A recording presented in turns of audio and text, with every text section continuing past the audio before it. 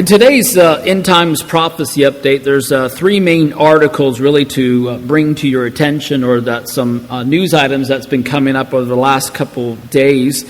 One of them is we're starting to see some more escalation happening coming from Hezbollah. But there was this article that talked about in the Jerusalem Post how this new tech 188th Armored Brigade prepares for Hezbollah war. So defending the border from Hezbollah infiltration, destroying the anti-tank missile infrastructures, maneuvering inside enemy territory, just some of the skills that they're working on and developing in this last training session. And they had about a 17-week training session with quite a few other battalions. So there's always the threat, as we've talked about with Hezbollah, Hamas, the PLO, and other terrorist organizations. And again, within part of their training is dealing with the infantry, artillery. They brought in these helicopters, practice different scenarios in the Golan Heights. Because the threat is real, it will happen. It's just a matter of time. For Hezbollah, they have 150,000 rockets aimed at Israel, where it can hit in any place within Israel right now. And again, most of that ammo came from the terrorist sponsor country of Iran. They're the ones that are funding and supporting all these other organizations out there. But just one of those things that just keep in mind, the unsettledness. When you look at Bible prophecy, you always look at what's happening in Israel primarily, and also the surrounding nations. Also, just the other night, actually Tuesday night, this particular thing happened. Out of the Israeli National News talks about how the Israeli Defense Force attacks Hamas target in Gaza. So fighter jets and helicopters struck Hamas rocket manufacturing site and military post overnight on Tuesday.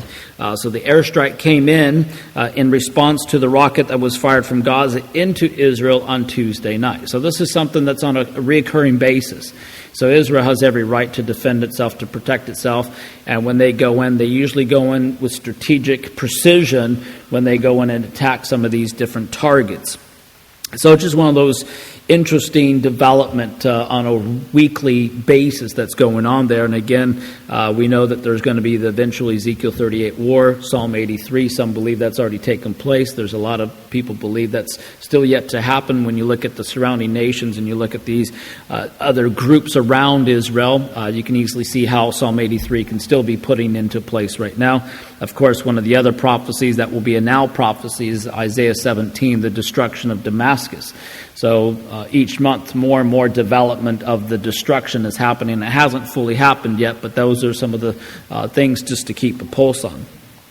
The next item is not really a prophetic news, but you can see how quickly, how easily one shipping vessel can hold up and affect the global economy. So this is going to be an effect that we're going to see at some point. And as you know, what's going on within the Suez Canal.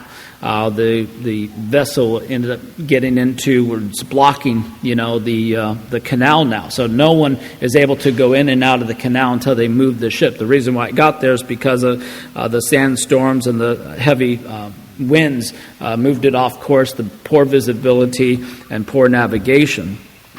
And by the way, there's about $100 billion a day that goes in and out of that cargo and that the canal. So that's a lot of money per day. There's about 51 ships a day that go in and out of there. There's 160 ships lined up waiting, its turn to go through there. It's a huge long turn to go around the coast of Africa to go up that way, which takes another 12 days for them to do, which can happen. But you can see the amount of, with all the cargo, with all the oil tankers, it's going to affect the oil prices going around as well. So you're seeing so much happening within this situation. And the longer it's there, the more it's going to have a ripple effect global in the economy.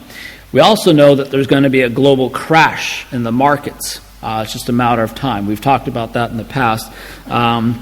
But even what happened last year with the COVID-19 spread across the world, the economies came really to a grinding halt all over the place. The global supply chain kind of broke. the oil industry, the airline industry, you name it. It had a ripple effect.